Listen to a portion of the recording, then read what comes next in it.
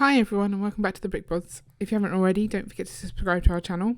You join me today for our 4th city update.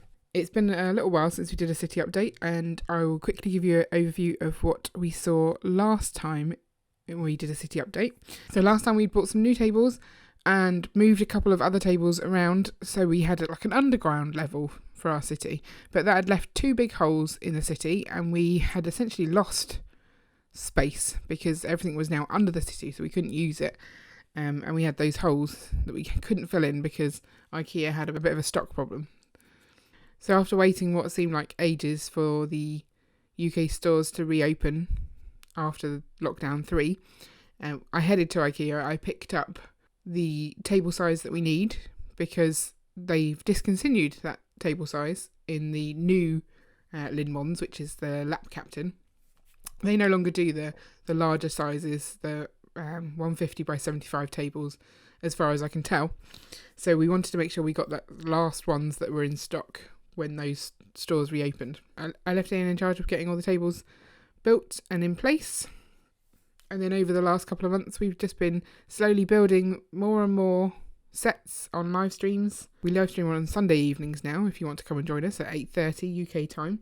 And so all of that building that we've done has meant that we've now got a bit more of a full city going on. So I'll go up and have a look in the Lego room with you and show you what we've got. Right, so we'll start off in the Winter Village, which is our constant really. We've had the same thing for quite a while here.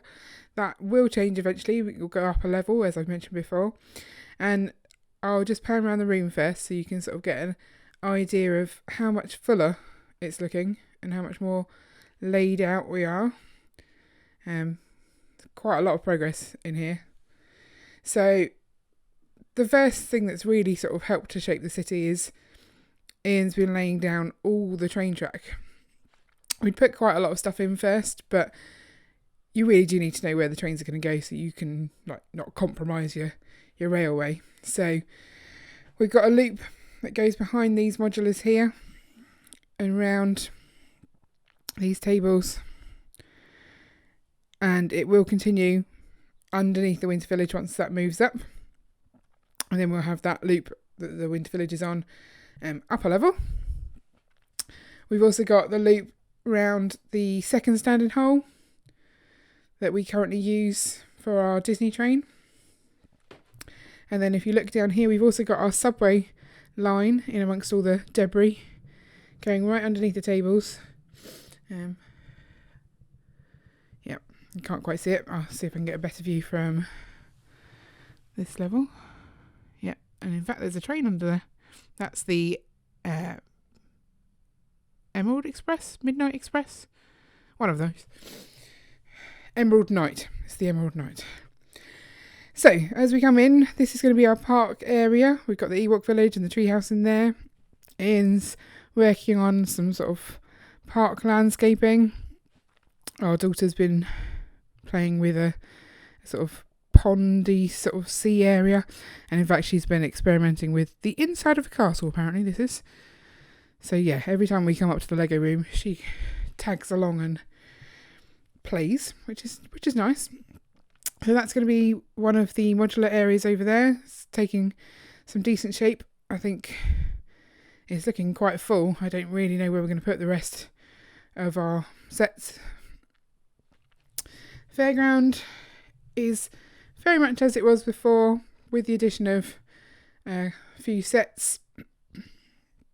I will do a separate video next week on the fairground and all the motorisation that we've got going on in there, because that actually looks really cool.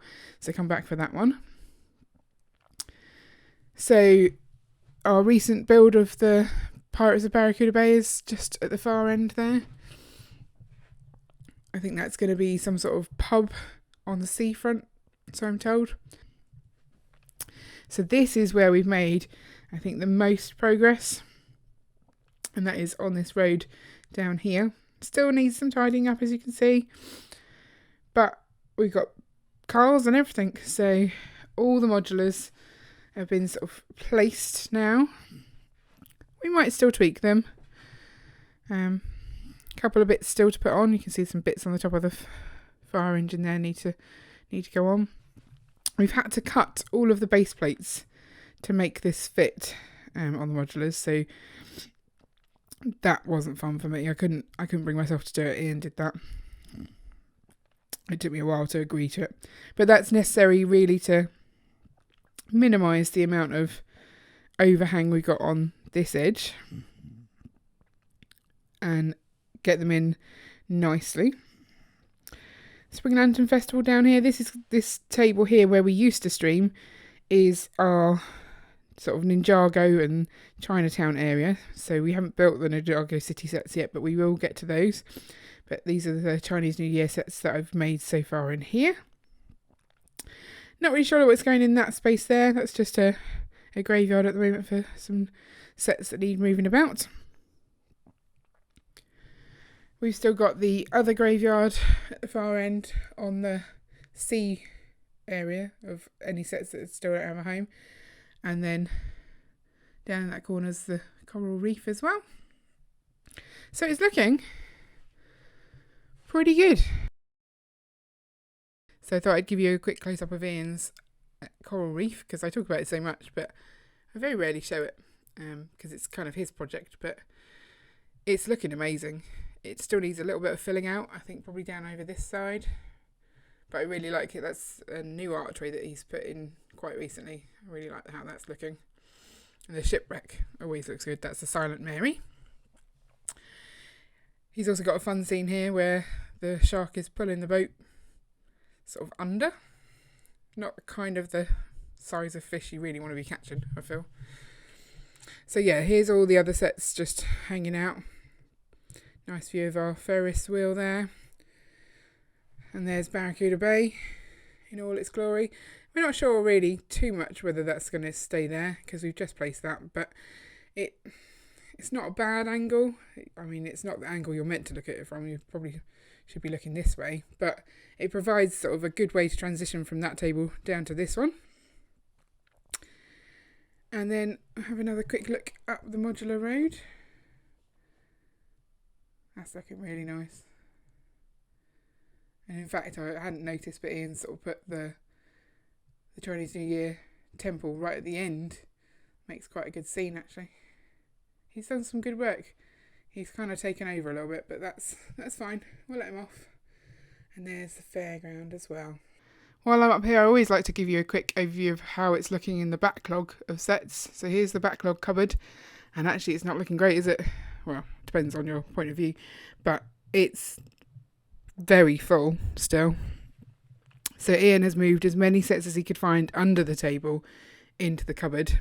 Not really great stacking in my opinion. I like them all to sort of be really accessible. But we had the realisation that we had too much Lego and it wasn't going to fit above the tables. So we are going to need to employ some of the actual floor level to get some of these sets out, I think. So that's why he's cleared under there. And one thing I didn't mention is that we're getting a bit better about our parts storage. So we've got an Alex table there from Ikea. We also have a second Alex table downstairs still to build to try and work on our parts. Unfortunately, when my daughter likes to get involved, they just end up all on the floor. But at least they're still in bags. That's improvement.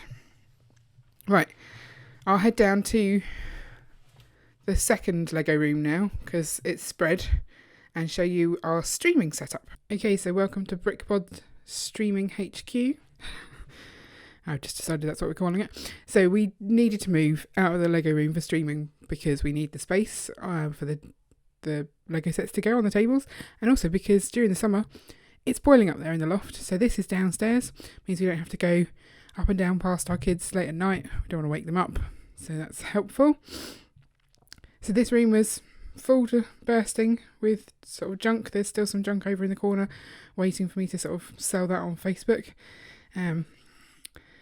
And this is our board game room, so we've got quite a good collection of board games, well organised, and over there as well. So we decided to get the Norden table, which is a drop leaf table, because we want to be able to still use this room as a board game room if we need to, and have the space available. I don't know. So we didn't want this table up all the time. We've also now got ourselves a monitor, which makes live streaming so much easier because Ian can see the comments as well. It's a great table. It's got some little drawers as well, which we can sort of store Lego in. And we modified it slightly. We added on these sort of rails and tubs. And so before our live stream, we will sort out all the Lego into those tubs. And it makes it easier to sort of avoid the bag noise when we're streaming.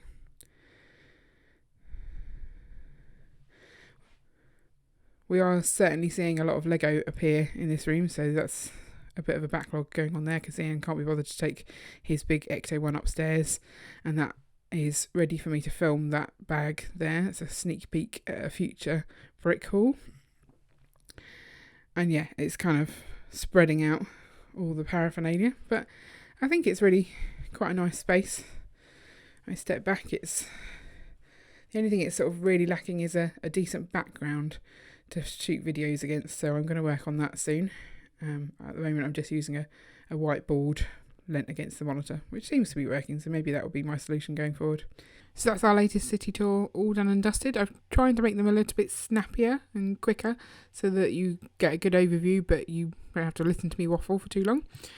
Obviously this one also included our stream room downstairs, which you'll probably never see again. If you've got any questions on any of our setup in the stream room or on the Lego City itself, do pop them down in the comments below now. Make sure you come back next week for the fairground update where you can see it all motorised in action. If you want to see any of our previous city updates, I'll link the playlist up for you now. And don't forget to like and subscribe so you never miss an update.